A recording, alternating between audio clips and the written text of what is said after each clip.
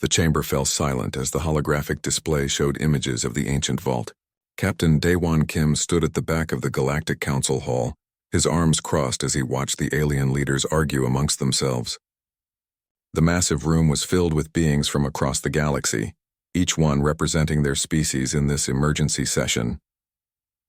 Ambassador Hannah Park stood beside him, her face calm, but her eyes sharp. She had been humanity's voice in the council for 5 years now, and she knew how these meetings went. Humans were always the last to be heard if they were heard at all. High Curator Veltharax, a towering insectoid creature with crystalline wings, gestured at the hologram with one of his 6 limbs. The vault on Corvin 7 has been sealed for millions of years. Our scans confirm it contains progenitor technology. This is not something we should disturb. Chancellor Rixmora, the avian leader of the council, ruffled her golden feathers. Yet the vault has already been disturbed. The seals are breaking down. Within a year it will open on its own. We must act now, before scavengers and pirates get their hands on weapons that could destroy entire star systems. The council erupted into debate. Some species wanted to destroy the vault from orbit. Others insisted they study it. A few suggested taking the artifacts and distributing them among the council members for safekeeping. Daewon leaned closer to Hannah. They are going to get themselves killed. He whispered. Hannah nodded slightly but said nothing. They both knew the stories about progenitor technology. The ancient race had built wonders that current galactic civilization could barely understand. Their weapons could crack planets. Their ships could cross the galaxy in moments. And then suddenly they had vanished without a trace 13 million years ago. The real concern, Veltharax continued, his voice clicking with each word, is the Sword of Eternity. According to the text we have translated, it contains power beyond measure. The progenitors called it their greatest creation and their greatest curse. A massive reptilian commander named Throcknall stood up from his seat. He was 4 times the size of a human, with scales like armor plating and muscles that could crush steel. Then we should claim it. My people are the strongest in the galaxy. If anyone can wield such a weapon, it is us. Other species immediately objected. The crystalline Veldari claimed their energy manipulation made them better suited. The cybernetic Mektar argued their enhanced strength was superior. Even the peaceful Lumini suggested their psychic abilities might be the key. Chancellor Rixmora raised her wing for silence. Enough, the records are clear. Every species that has attempted to lift the sword has failed. Most died in the attempt. The gravitational forces around it are unlike anything we have ever encountered. But the sword must be claimed, Throcknall insisted. If we leave it, someone else will take it. Better it be in council hands than those of our enemies. The debate raged on for hours. Daewon watched it all with growing concern. These beings were powerful, advanced, and intelligent, but they were also arrogant. They saw the sword as a prize to be won, not a danger to be respected. Finally, the council voted. They would send an expedition to Corvin 7. The galaxy's strongest warriors would attempt to retrieve the sword. If they all failed, the vault would be destroyed along with everything inside it. As the meeting began to break up, Daewon stepped forward. Excuse me, Chancellor. Rixmora turned to look at him, her large eyes blinking with surprise. Yes, Captain Kim. Does humanity have something to contribute? Several council members chittered or laughed. Humanity was still considered a junior species, barely 200 years into galactic society. They were weak by galactic standards, with no natural armor, no enhanced strength, and lifespans that were pathetically short compared to most species. I request permission to accompany the expedition, Daewon said calmly. The laughter grew louder. Veltharax's wings buzzed with amusement. For what purpose, human? You cannot possibly hope to lift the sword. Your species can barely lift your own primitive weapons. Not to lift it, Daewon replied. To observe.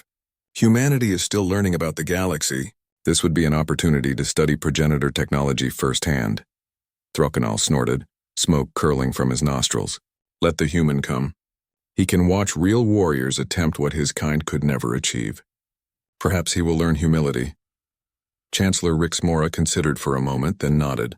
Very well. You may observe, Captain Kim. But you will not interfere, and you will follow every order given by Commander Throcknall. Is that clear? Perfectly clear, Daewon said. As the council chamber emptied, Hannah pulled Daewon aside. What are you doing? You know how dangerous this is? I know, Daewon said quietly. He stared at the hologram of the sword, which still floated above the council floor. Something about its shape, its design, tugged at his memory. He had seen something like it before, but he could not remember where. Daewon, Hana said, her voice worried. Promise me you will be careful. He looked at her and managed a smile. When am I not careful? Every single mission you have ever been on, she replied. But there was warmth in her voice. That night, Daewon could not sleep. He kept thinking about the sword. The images from the council meeting played over and over in his mind. The blade seemed to shimmer with an inner light, and its shape was elegant yet deadly. But more than that, there was something familiar about it. He pulled up his personal files and began searching through old Earth records. Ancient human mythology spoke of powerful weapons, swords that could cut through anything, blades wielded by gods and heroes. But none of them matched what he had seen. Then, almost by accident, he found it.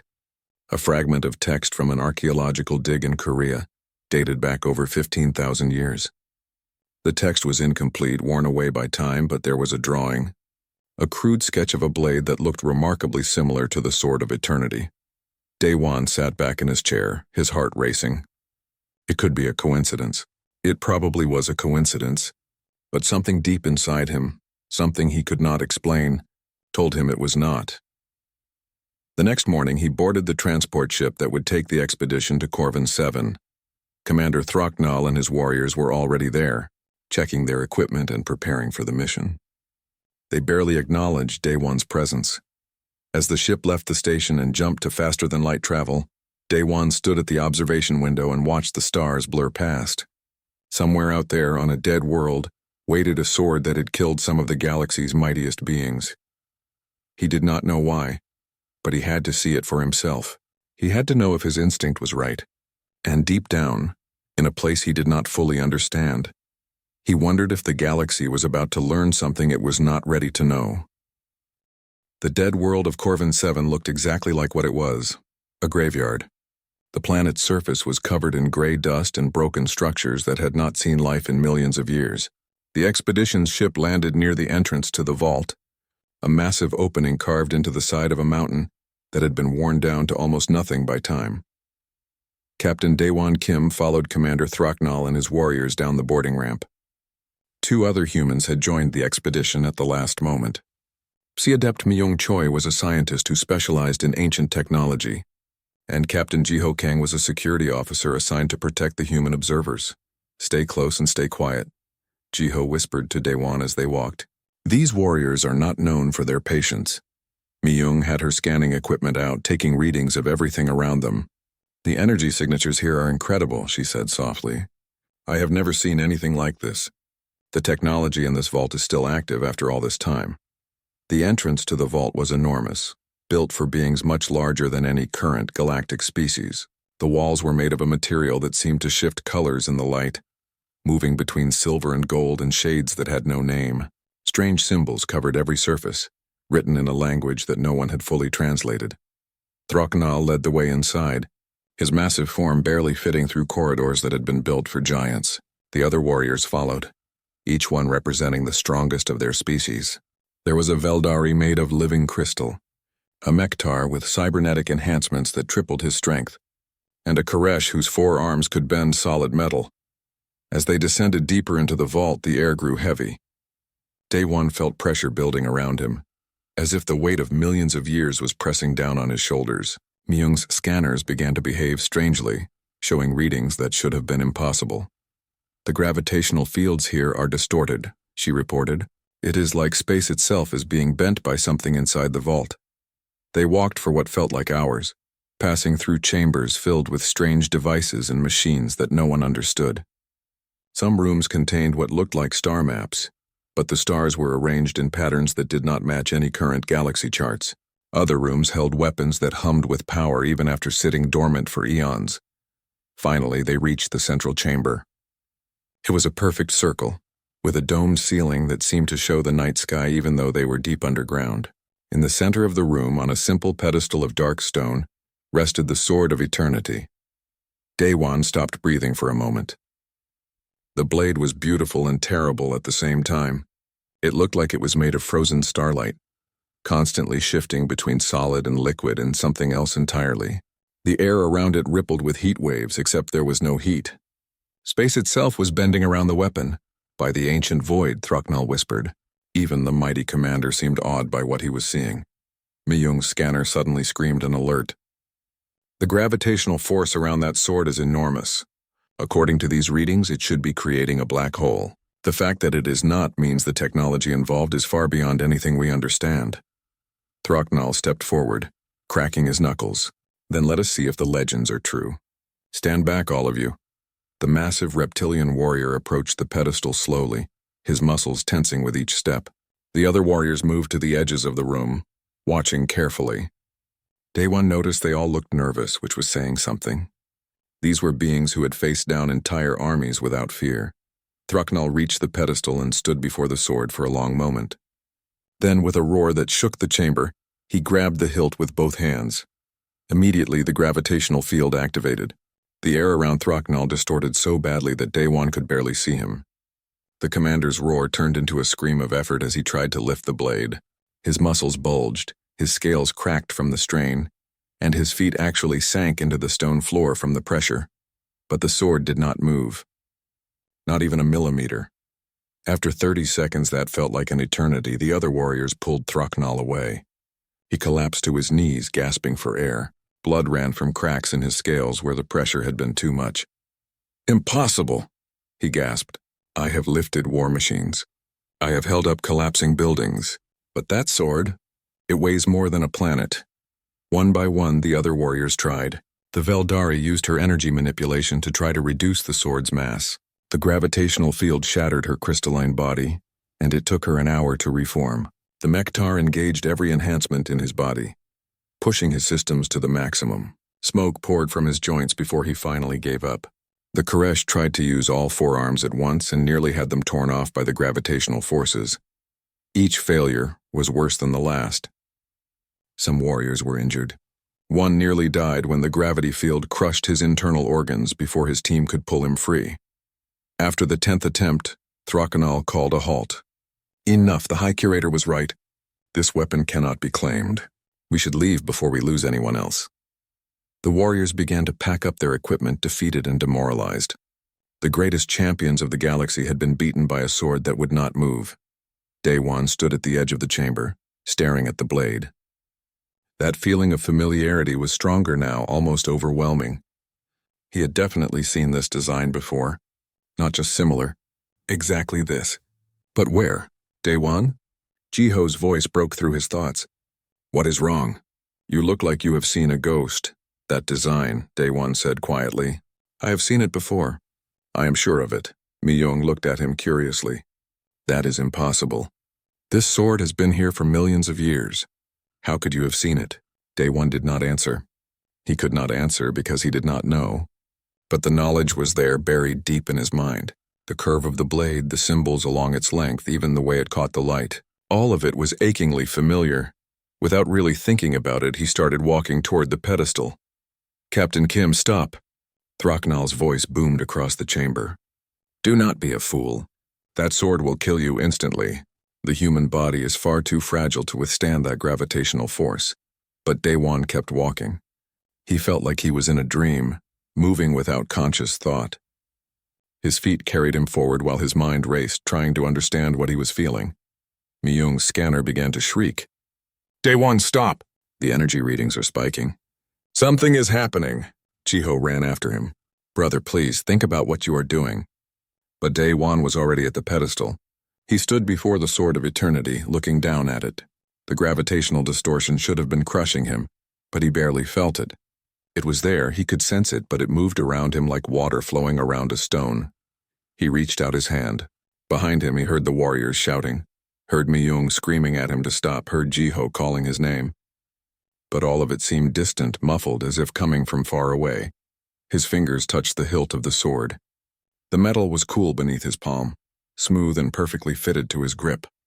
In that moment, Day One knew with absolute certainty that he had held this sword before. Not in this life, perhaps, but somehow, somewhere, this weapon had been his. The chamber filled with light as Day One lifted the Sword of Eternity. It came up easily, smoothly, as if it weighed nothing at all. The blade blazed with brilliance that made everyone shield their eyes, and in the stunned silence that followed, Captain Daewon Kim spoke words that would change the galaxy forever. Weightless, as always. The light from the sword filled every corner of the chamber, so bright that it should have been blinding. But somehow everyone could still see. Daewon stood at the center of it all, holding the sword of eternity as if it were a part of him. The blade hummed with power, and symbols along its length began to glow with an inner fire. Commander Throcknall was the first to recover from shock. "How?" he roared. "How is this possible?"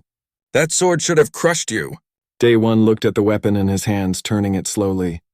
The gravitational field that had defeated the galaxy's strongest warriors seemed to have vanished completely. Or rather, it was still there, but it was not affecting him at all. It was as if the sword recognized him. Myung's scanner was going wild, beeping and flashing with warnings. She stared at the readings with disbelief on her face. This cannot be right. The energy signature from the sword is matching Daewon's DNA. It is resonating with his genetic code. That is impossible, the Veldari warrior said, her crystalline voice sharp with confusion. No species in the galaxy has genetic markers that match progenitor technology. We have tested them all. Jiho moved closer to Daewon, his hand on his weapon but not drawing it. "Brother, what is happening? What are you?" Before Daewon could answer, a voice crackled over the communication system. It was High Curator Veltherax, watching everything from the ship in orbit. The insectoid's voice had lost all its usual calm authority. Instead, it shook with something that might have been fear. "The genetic markers," Veltherax said slowly. "I am seeing the scans from your scientists' equipment. Those markers, they match the progenitor database. But that cannot be. The progenitors are extinct. They have been gone for 13 million years. Daewon felt something stirring in his mind. Memories that were not his own began to surface. Images of vast cities that touched the stars. Ships that could cross galaxies in the blink of an eye. Beings who looked human but who could bend reality itself to their will. "Not extinct," Daewon said quietly. "Never extinct." He lifted the sword higher, and the symbols along its blade grew brighter. Myung gasped as her scanner translated them. "Those symbols, they are not in any progenitor language we know. They are in Proto-Korean, an ancient Earth language that died out 15,000 years ago." The warriors in the chamber began to back away, their earlier confidence replaced by uncertainty and growing fear. They had come here expecting to claim a powerful weapon. Instead, they were witnessing something that challenged everything they knew about galactic history. Throcknall's eyes narrowed. "What are you saying, human? Speak plainly." Daewon lowered the sword slightly, but he kept hold of it. The weight that was not weight, the power that flowed through it, all of it felt natural to him, like breathing. Like coming home after a long journey. "Humanity has always wondered where we came from," he said. "Our history only goes back so far. About 15,000 years of recorded civilization. Before that, there are only fragments, myths and legends about a time when we walked among the stars. We always thought they were just stories." "You cannot be suggesting," Veltherax started, but his voice cut off. "The progenitors did not vanish," Daewon continued, the words coming to him from those strange memories. "They did not go extinct. They did not leave this galaxy for some other realm. They fell. A great war destroyed their civilization, shattered their empire, and reduced them to almost nothing." He looked around at the alien warriors, at the vault that had been built by hands like his own, millions of years before his ancestors learned to make fire. The survivors fled to a backwater world on the edge of the galaxy, a planet that had once been a garden for the Empire, but which had been forgotten during the war. They hid there, and over millions of years they forgot who they had been. Their technology faded, their power diminished, their very bodies changed, adapted to a simpler existence. They became primitive. They became weak. They became human. "No," Throcknall said, but his voice lacked conviction. "Humans are weak, fragile, short-lived. The progenitors were powerful beyond measure." "Were," Daewon agreed. Past tense. What you are looking at now is what remains of that power. Humanity is what happens when gods fall so far that they forget they were ever divine. Jiho's face had gone pale. "You are saying that humans, we are the progenitors?" "Not were. Are," Daewon corrected. "Humanity is what the progenitors became. Devolved, diminished, but still the same species, just changed by millions of years and unimaginable catastrophe. Mi-young was checking her scanner frantically, comparing genetic data. Her hands shook as she looked up. He is right. The match is not approximate. It is exact. Human DNA is progenitor DNA. We are the same species, just separated by 13 million years of evolution. Or devolution. The implications crashed over everyone in the chamber like a wave. Humanity, the species that every galactic power had dismissed as weak and primitive, was the remnant of the civilization that had built everything the modern galaxy used. Every piece of ancient technology, every wonder that current science could not explain, every mystery in the archaeological record, all of it had been made by the ancestors of the species everyone looked down upon. Velthorax's voice came over the communicator again, steadier now but filled with awe. The orientation of progenitor sites. They all faced toward Sol, toward Earth. We thought it was because of some cosmic significance, but it was simpler than that. They were facing home. Thrucknall looked at Daewon with new eyes, not with contempt anymore, but with something closer to fear. If this is true, if humans truly are what remains of the progenitors, then what does that mean for the rest of us? Daewon felt the power of the sword in his hands. He could sense its capabilities now. With a thought, he could tear apart planets. With a gesture, he could bend space and time. The memories flooding his mind showed him how. Showed him everything the progenitors had been able to do at the height of their power. I do not know, he admitted. I can feel the memories of my ancestors, but they are fragmented, incomplete, like a dream you can only half remember. But I know enough to understand why the progenitors fell. Power like this, it corrupts. It makes you believe you are invincible, that you have the right to shape the galaxy as you see fit. He looked at the sword, at his own reflection distorted in its impossible blade. My ancestors destroyed themselves with this power. They fought wars that cracked worlds. They created weapons that could unmake stars. And in the end, they lost everything. The survivors chose to forget, to become less than they were because being gods had nearly made them extinct. So what will you do now? Jiho asked quietly. You hold that power again. You could rebuild the empire. You could make the galaxy kneel. Daewon felt the temptation. The sword whispered to him of possibilities, of reclaiming lost glory, of making humanity great again, not as equals in the galactic community but as rulers of it. But he also remembered the fall. The fire that had consumed countless worlds. The desperate choice his ancestors had made to give up everything rather than let the cycle continue. First, he said, we need to tell the galaxy the truth. All of it. Humanity has a right to know what we were, and every other species has a right to know what we might become again. He turned to face the chamber exit, the sword still in his hand. And then we need to make a choice. The same choice our ancestors made. Do we reclaim the power and risk repeating their mistakes, or do we find another path? As they began the long walk back to the surface, the chamber behind them started to change. The symbols on the walls glowed brighter, activated by the sword's presence, and deep in the vault other weapons began to wake from their millions of years of sleep, responding to the return of their makers. The news spread across the galaxy like wildfire. Within hours of the expedition's return, every major news network was broadcasting the same impossible story. Humanity, the weak and primitive species that had joined galactic society just 2 centuries ago, was actually the remnant of the progenitors. The revelation shook civilization to its core. The Galactic Council convened an emergency session once again, but this time the chamber was filled with a very different energy. Fear, anger, confusion, and wonder all mixed together, as representatives from thousands of species tried to process what they had learned. Director Yoonji Song, the head of Human Historical Archives on Earth, stood before the council with decades of research data.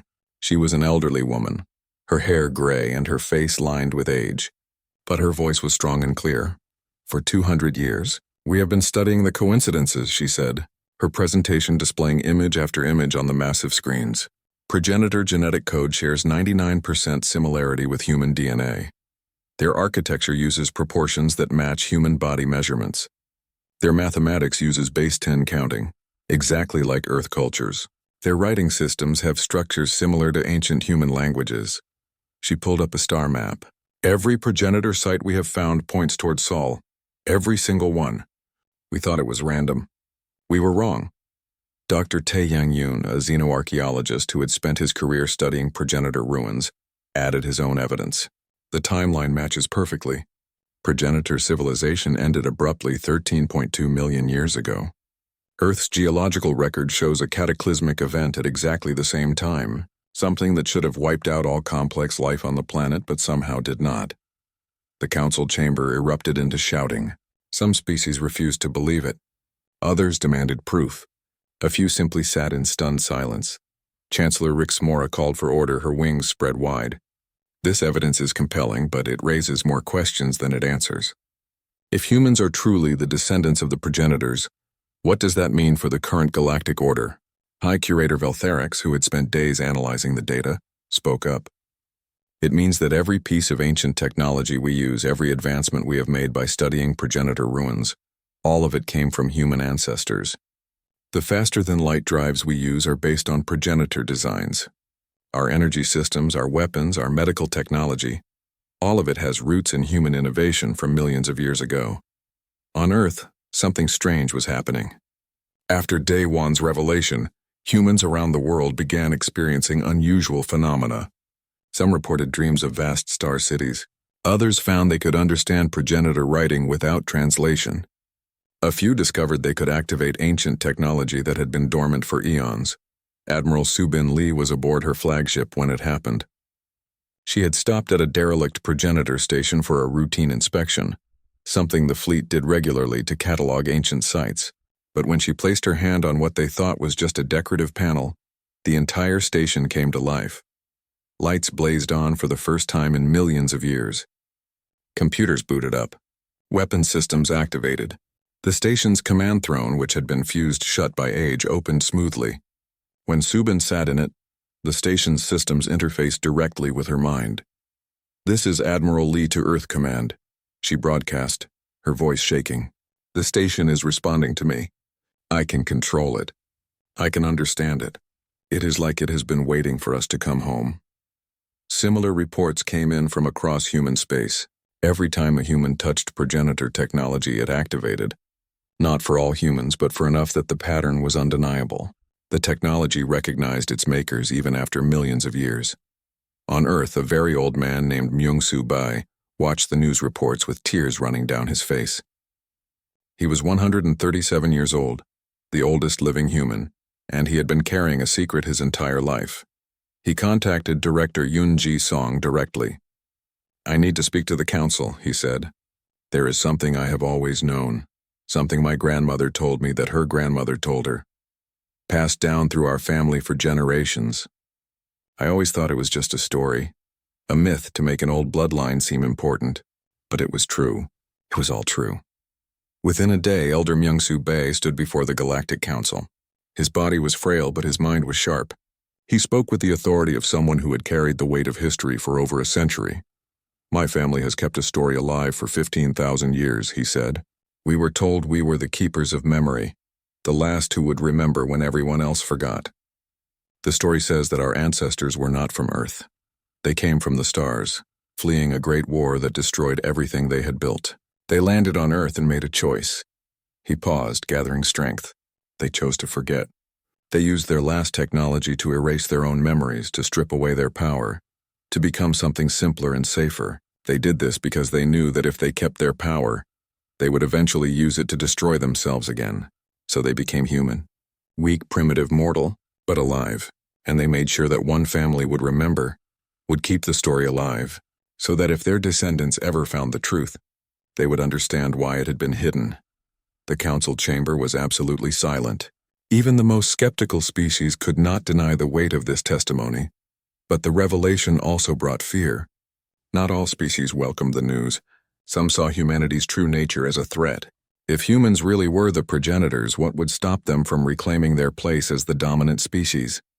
What would prevent them from rebuilding their empire and subjugating everyone else?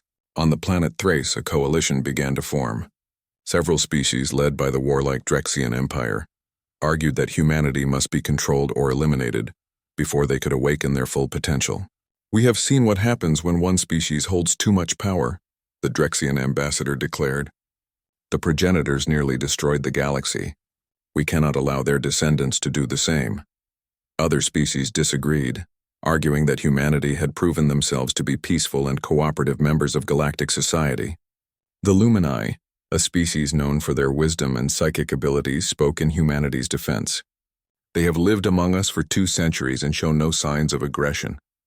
They share their technology freely. They seek cooperation, not domination. We should not punish them for what their ancestors were. But fear is a powerful motivator. Within weeks, dozens of species had mobilized their fleets. Some came to defend Earth and human colonies. Others came with the intention of preventing humanity from ever reclaiming their ancient power. The galaxy split into factions and the threat of war loomed larger each day. On Earth, President Jae-hwan Choi called for calm. "We do not want war," he broadcast to the galaxy. "Humanity has learned from our ancestors' mistakes. We know what unchecked power can do. We have no desire to rule the galaxy or to subjugate other species." But his words were not enough. Ships continued to mass at the borders of human space. Some were allies, some were enemies, and some had not yet decided which they would be. Dae-won stood in his quarters aboard the human flagship, still holding the Sword of Eternity. The weapon had not left his side since Corvin 7. He could feel its power calling to him, showing him visions of what he could do. With this sword, he could end the threat instantly. He could force peace upon the galaxy, make every species kneel and accept human authority. The genetic memories were stronger now. He could remember the progenitors at their height. Their power had been absolute. They had reshaped solar systems to suit their needs. They had created artificial stars to light worlds of their choosing. They had been gods in every sense that mattered, and it had destroyed them. Their arrogance had led to civil war. Their power had made them believe they were infallible, and when they fell so hard that millions of years later, their descendants did not even remember who they had been. Hana came to see him. Her daughter, Young Ji, was with her. The teenage girl had been one of the first to manifest progenitor abilities. She could move objects with her mind now, could interface with ancient technology just by thinking about it. "They are coming to destroy us, or control us," Hana said quietly. "The Council cannot stop them. We are on the brink of the biggest war the galaxy has ever seen." "What are you going to do?" Dae-won looked at the sword in his hands, then at Young Ji. She represented humanity's future, young, powerful, with abilities that would have made her a goddess in the old empire. "I'm going to make a choice," he said. "The same choice my ancestors should have made 13 million years ago." The space around Earth was filled with ships. Thousands of vessels from hundreds of species, all gathered for different reasons. Some had come to protect humanity. Others had come to conquer or destroy. The tension was so thick it felt like reality itself might shatter from the pressure. Inside the Galactic Council station, representatives screamed at each other, all pretense of civilized debate abandoned. The council was broken, split into factions that seemed ready to start shooting at any moment. Chancellor Rixmore tried to maintain order, but even her authority was not enough anymore. On Earth, President Jae-hwan Choi stood in the Oval Office of the United Earth Government, watching the fleet positions on a holographic display. His advisors talked frantically about defense plans and evacuation procedures, but he barely heard them. How had it come to this? 2 weeks ago, humanity had been a minor species in galactic politics. Now they were at the center of a crisis that could tear civilization apart. "Sir," his military advisor said urgently, "we need to make a decision. If the hostile fleets move against us, we have maybe 3 hours before they can reach Earth. We need to evacuate the civilians or prepare for defense." Before Jae-hwan could answer, every screen in the room changed. The face of Captain Dae-won Kim appeared, broadcasting on every frequency to every ship to every world in the galaxy. He stood on the observation deck of his ship, the Sword of Eternity in his hands, Earth visible through the window behind him. "People of the galaxy," Dae-won began, his voice calm and steady. "I am Captain Dae-won Kim of Earth, and I am holding the Sword of Eternity. I have access to the genetic memories of my ancestors. I know what they could do. I know what I could do right now with this weapon." On thousands of ships, crews stopped what they were doing to watch. On countless worlds, citizens gathered around screens. The galaxy held its breath. "I could end this crisis with a thought," Dae-won continued. "I could destroy every ship that threatens humanity. I could force peace upon the galaxy, make everyone kneel, rebuild the progenitor empire with humanity at its center. The power to do all of this is in my hands right now. Admiral Subin Lee, watching from her flagship, felt her heart sink. Was this it? Was Day One about to become exactly what everyone feared? But I'm not going to do that, Day One said, and relief swept across human space like a wave. Because my ancestors tried that path and it destroyed them. They believed their power gave them the right to rule. They believed they were gods. And that belief killed billions and nearly made them extinct. He held up the sword so everyone could see it clearly. This weapon represents everything the progenitors were. Power beyond measure, the ability to reshape reality itself, and it all meant nothing when they turned it on themselves. Power without wisdom is just destruction waiting to happen. On Earth, Elder Myung-Soo Bae watched with tears in his eyes. This was the moment his family had waited for across 15,000 years. The moment when humanity would finally face the choice that had destroyed their ancestors. My family has kept a story alive for generations, Daewon said, and the camera switched to show the old man. Elder Bae's ancestors knew the truth. The progenitors did not just fall. They chose to fall. The last survivors, the ones who fled to Earth, they made a conscious decision to give up their power, to forget who they were, to become something less, something weaker, but something that might actually survive. He lowered the sword slightly. They did this because they understood something crucial. Power does not make you better. It does not make you wiser. It just makes you more dangerous, especially to yourself. So they chose to be human instead of being gods.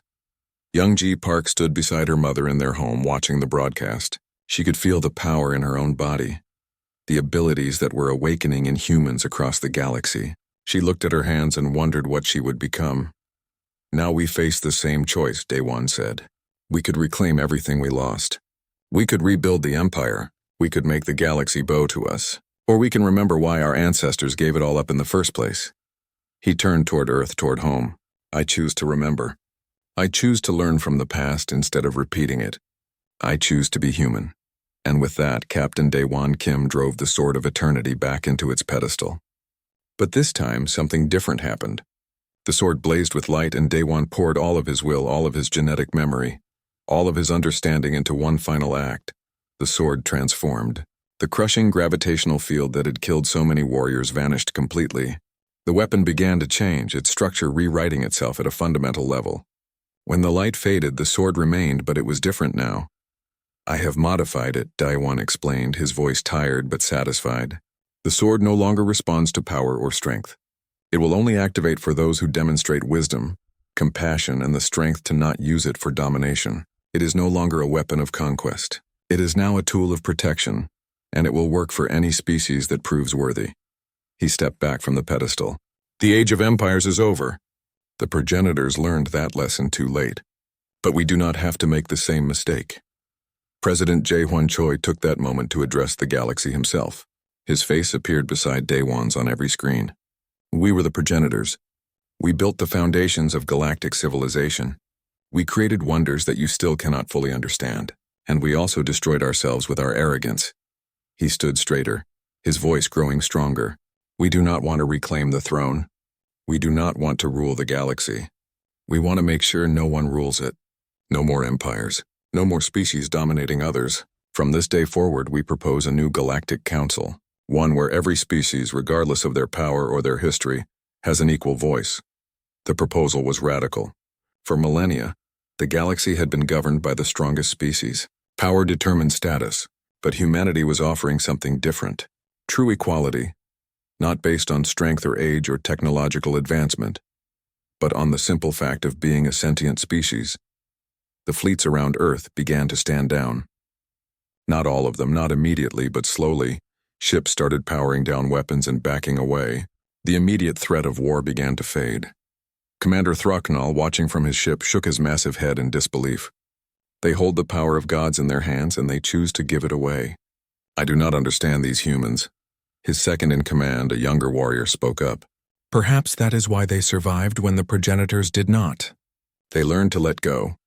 In the weeks that followed, a new galactic council was formed. Species that had been enemies for centuries came together to build something different. It was not perfect. There were still conflicts, still disagreements, still species that refused to accept the new order, but it was a start. The Sword of Eternity was placed in a new vault, one accessible to all species. It became a symbol not of power, but of the wisdom to refuse power. Dozens of species sent their champions to try lifting it, and many succeeded now that it was no longer a test of strength but of character. Day-Wan returned to his normal duties as a starship captain, but things were different now. Humans across the galaxy were awakening to their heritage. Not all of them, and not completely, but enough that humanity was no longer the weakest species. They could activate progenitor technology. They could access genetic memories. They could do things that other species could only dream of. But they chose not to rule. They chose to share. They chose to help. On a quiet evening, Day-Wan and Hana stood on a beach on Earth watching the sunset. Above them, ships from 100 species moved through orbit, not as conquerors or defenders, but as neighbors. Do you regret it? Hana asked. Giving up that power? Day-Wan thought about the question. He could still remember what it felt like to hold the sword, to have the ability to reshape galaxies. The temptation had been enormous. But he also remembered the visions of the fall, the billions who had died because the progenitors could not let go of their power. Our ancestors gave up godhood so we could be human, he said finally. That is not a burden. It is a gift. We are not here to rule the stars. We are here to walk among them. Young Ji ran past them along the beach, laughing with friends from 3 different species. She could move objects with her mind now, could interface with technology that was millions of years old. But she was still just a teenager, playing with friends, living her life. That was humanity's true strength, Day-Wan realized. Not the power they had lost, but the wisdom to know when power should be set aside. Not the ability to dominate, but the choice to cooperate. Not being gods, but being human. The sun set over Earth, the homeworld of the species that had built the galaxy and nearly destroyed it. But that was the past. The future was something different. Something better. The age of progenitors was over. The age of equals had begun. And humanity, the species that everyone had dismissed as weak and primitive, had shown the galaxy what true strength really meant. It meant knowing when to let go,